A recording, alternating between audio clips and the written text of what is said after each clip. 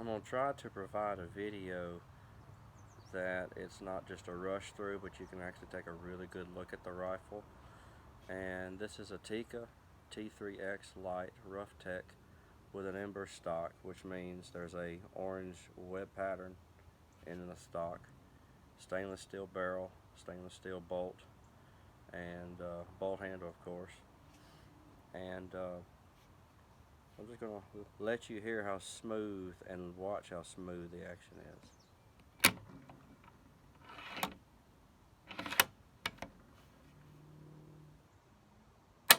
Now that trigger is a little different than when I originally got it. I think it was probably about 3.5 pound trigger pull, but last night I took the stock off and adjusted the trigger pull. It's probably 2 pounds. It is super smooth and super light. And an interesting thing about it is after I adjusted the trigger, put the stock back on, it seems the bolt is actually running smoother and faster. It may not, it just seems that way. But let me give you a little close-up of it.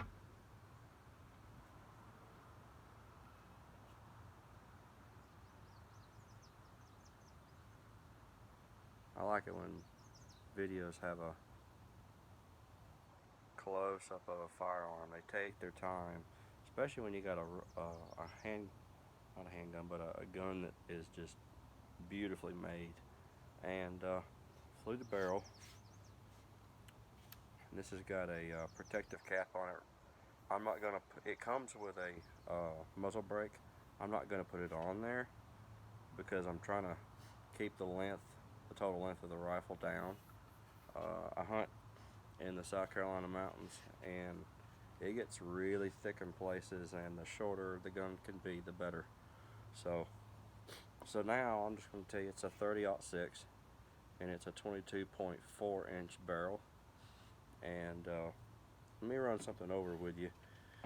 There's a video you can watch on YouTube, and it's by Vortex Nation. They're talking about the Tikka action. It's a really well made video. I enjoyed watching it. And the man that was really going into length about the Tikka action, the Tikka rifle and all that, he had one dislike about the Tikka, and that is when it's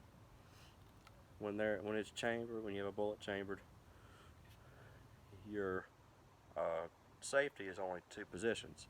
It's either fully locked, which you can't run the trigger, you can't run the bolt, or it's fully forward, which means you can pull the trigger and work the bolt. Well, today, before I started making this video, I found a little trick.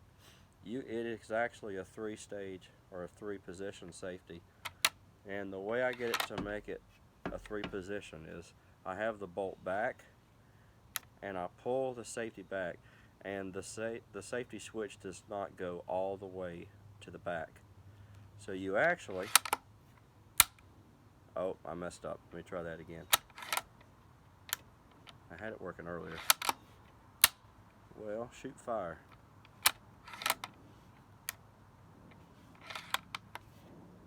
There it is. There it is. I guess probably what happened is I worked the gun a little heavy and it moved it, but it's not something that you're going to find how to do this, because it may not work all the time. But I have the bolt back. It doesn't go back all the way. There you go. Of course, with me, I'm either just about to shoot or lock the gun up anyway. I mean, you think about it, any gun that you have, when you're working the action and you're loading or unloading, you're really not worried about safety. Just keep your finger off the trigger like you're supposed to, out of the trigger guard, just to be safe. Yeah, I wanted to show up a close-up of this rifle, and let me do this. I'm going to take this right here is a Nosler Akibon 165 grain. I'm going to be safe with this. I'm going to keep my finger out of the trigger guard. Don't pull the trigger. I'm going to put it in there. Okay. I'm going to put full safety on. And here's the trigger, the magazine release. It's a little button right here, you can see it. And when you pop it, it shoots out. So I'm gonna lay this down, and I'm gonna load it up. And it's a little different. I had a Savage 111. It loaded a little differently in the magazine. This one, you have to make sure you have these little two grooves right here. You have to make sure it slides under there. If you don't, it'll just pop out. It won't go actually sit inside the magazine. So, inside. Alright, she's locked and loaded. Alright, safety is on. I'm gonna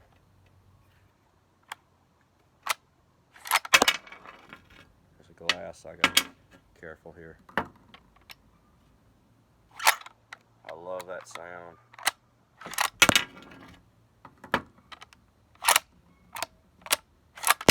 It is so stinking smooth.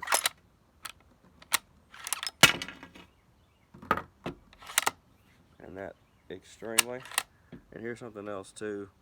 Never just pull it when you're working to unload it. Of course, if you're really unloading, you're going to pop the magazine out first and then empty what's in the chamber. But when you're actually looking at the chamber, you want to actually visually inspect it. You don't want to just trust, what you think is actually going on. You want to actually make sure. Look in there, I have plenty of light. There's no cartridge in there. I slowly push the bolt forward. Nothing in there. But that trigger, man, is so light and smooth. And I'll show you how to. I'm going to do it upside down so you can actually see it. This right here is the bolt release. So I'm going to pull the bolt back. I'm going to press this. I'm going to slide that joker out. Okay, so that's how you do that, and then put it back in. Simply slide it in, makes a little click. I paid, it was about $12.50 for this rifle. Not bragging, that's what the price it was. And oh, I love this rifle. This is the first rifle I've had that I get excited thinking about it during work, wanting to come back home and just work the rifle. Extremely smooth. I don't think there's anything else to discuss on this rifle. I'm waiting right now. I got some other things coming down the pipe, but I like to put a Leupold VX 5 HD. It's a 2:10 by 42 millimeter scope on it. It's got a fire dot. Fire dot duplex reticle on it. So if you're looking at this and considering it, you're not sure, you're looking at the prices online. Yeah, it's a little steep, but man, it is so smooth. And it's daylight. The difference between this action versus a Savage is daylight and dark. Savage they're a good gun. I've used. It's what I first used in the mountains, and it's very reliable. But you're not going to get this kind of action.